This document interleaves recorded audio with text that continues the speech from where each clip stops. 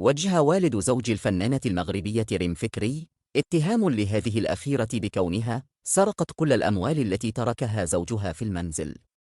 وفي تصريح للصحافة، قال والد زوج ريم فكري الذي أعلن عن كونه تعرض للقتل بعد الاختطاف والتعذيب أن ريم فكري دخلت المنزل خلال فترة اختفائه مع والدتها وسرقت كل الأموال التي تركها في المنزل، وخاصة أنه كان يحتفظ ببعض الأموال الخاصة بوالديه هناك، وأنها كانت على دراية بما يحدث وقامت بالتستر.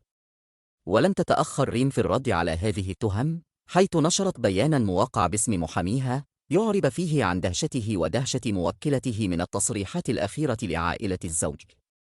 وقال المحامي مراد العجوطي: تلقينا ببالغ الدهشة والاستغراب تصريحات مريبة لعائلة زوج موكلتي رحمة الله عليه، وذلك بعد ساعات قليلة على إعلان خبر وفاته الأليمة.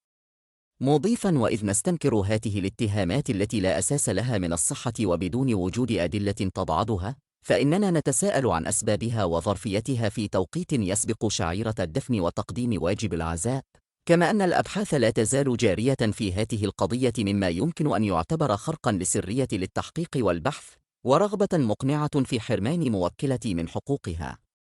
المتعلقة بالتركة. وأوضح ذات المحامي أنهم يتفهمون الظروف الصعبة التي تمر بها عائلة الفقيد، لكنهم ينبهون إلى أن هذه التصريحات تدخل في باب القذف والتشهير وتقع تحت طائلة القانون الجنائي، وتحتفظ موكلته بحقها في اللجوء لكل المساطر القانونية من أجل الحفاظ على سمعتها وكافة حقوقها.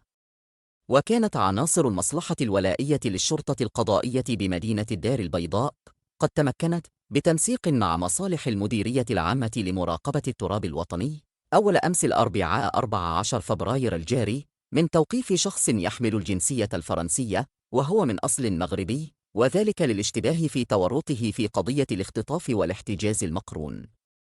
بالتعذيب والقتل العمد، في إشارة إلى زوج المغنية المعروفة ريم فكري. وأوضح بلاغ للمديرية العامة للأمن الوطني أن هذه القضية تعود إلى 8 من شهر فبراير الجاري، عندما توصلت مصالح الشرطة بالدار البيضاء ببلاغ حول اختطاف الضحية من طرف مستعملي سيارة رباعية الدفع، وهو ما استدعى فتح بحث قضائي تحت إشراف النيابة العامة المختصة.